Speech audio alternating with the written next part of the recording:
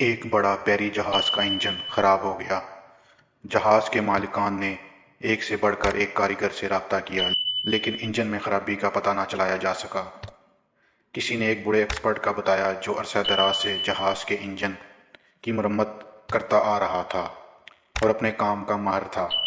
بڑے کاریگر سے رابطہ کیا گیا۔ مقررہ وقت پر بوڑھا کاریگر اپنے اوزاروں کے تھیلے کے ساتھ موقع پر پہنچ کر فوراً کام پر جت گیا۔ اس نے انجن کا اوپر سے نیچے بغور معائنہ کیا۔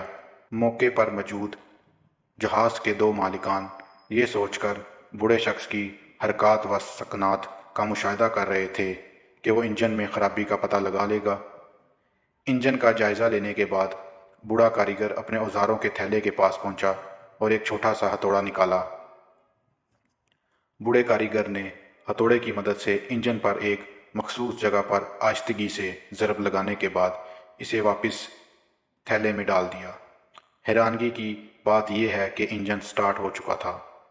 ایک ہفتے بعد جہاز مالکان کو بوڑھے کاریگر کی طرف سے $10,000 کا بل ملا۔ کیا $10,000؟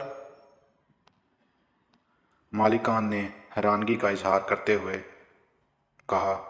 بوڑھے شخص نے تو بمشکل ہی کچھ کیا ہے۔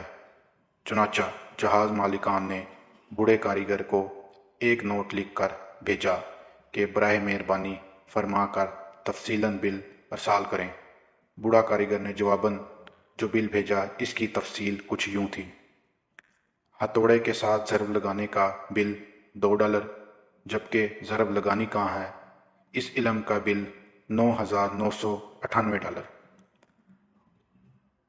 اوپر بیان کردہ صورتحال سے نکلنے والا نتیجہ کچھ یوں ہے: محنت اور کوشش کی اہمیت اپنی جگہ، لیکن یہ کوشش کب، کہاں اور کیسے استعمال کرنی ہے، یہ وہ علم ہے جو ہمیں دوسروں سے ممتاز کرتی ہے۔